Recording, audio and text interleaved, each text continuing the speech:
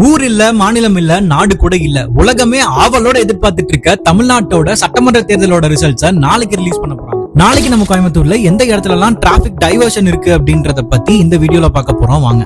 கோயம்புத்தூரோட 10 தொகுதி வாக்கு எண்ணிக்கை நடக்க போற ஜிசிடி காலேஜை சுத்தி இருக்க 4 to 5 கிலோமீட்டர் டிஸ்டன்ஸ்க்கு இப்பவே போலீஸ் கூட்டமா நின்னு சர்வீஸ் பண்ண ஆரம்பிச்சிட்டாங்க. பொதுமக்கள் அந்த வழியா போகாம இந்தந்த மாற்றுப்பாதையை யூஸ் பண்ணணும்னு சொல்லி இந்த வீடியோல பார்க்க போறோம். காந்திபுரம்ல இருந்து மருதமலை போற மக்கள் அவினாசிலிங்கம் ஃபிளைஓவர்ல லெஃப்ட் எடுத்து ஆர்எஸ்புரம் வழியா லாலி ரோடு பிடிச்சு அக்ரி யூனிவர்சிட்டி வழியா மருதமலை போய்க்கலாம். மருதமலை வழியா மேட்டுப்பாளையம் ரோட் போறவங்க லாலி ரோட் ஜங்ஷன்ல இருந்து ரைட் எடுத்து கவுலி பிரவுன் ரோட் பிடிச்சு ஃபாரஸ்ட் காலேஜ் வழியா மேட்டுப்பாளையம் ரோட டச் பண்ணிக்கலாம். தடாகம் ரோடு வழியா ஆனகட்டி போறவங்களுக்கு தான் சிரமம் ஜாஸ்தி. லாலி ரோடு வழியா மேட்டுப்பாளையம் ரோடு பிடிச்சு கவுண்டம்பாளையம் வழியா டிவிஎஸ் நகர் பிடிச்சு மறுபடியும் தடாகம் ரோடு வழியா ஆனகட்டிக்கு போய்க்கலாம். தடாகம் ரோடு வழியா மேட்டுப்பாளையம் ரோடு போறவங்க அவிலா கான்வென்ட் வழியா இருக்க என்எஸ்ஆர் ரோடு உபயோகிச்சு மேட்டுப்பாளையம் பஸ் ஸ்டாண்ட் பிடிச்சு மேட்டுப்பாளையம் ஊட்டிக்கும் போய்க்கலாம். பூ மார்க்கெட்ல இருந்து தடாகம் ரோடு போறவங்க மேட்டுப்பாளையம் ரோடு அவினாசிலிங்கம்ல லெஃப்ட் எடுத்து என்எஸ்ஆர் ரோடு வழியா அவிலா கான்வென்ட்ல ரைட் எடுத்து தடாகம் ரோடு பிடிச்சு போய்க்கலாம். இந்த டிராபிக் டைவர்ஷன் மே 4ஆம் தேதி காலையில 6 மணில இருந்து ராத்திரி 10 மணி வரைக்கும் அமல்ல இருக்கும். அந்த வழியா போற மக்கள் பார்த்து பத்திரமா வண்டி ஓட்டிட்டு போங்க.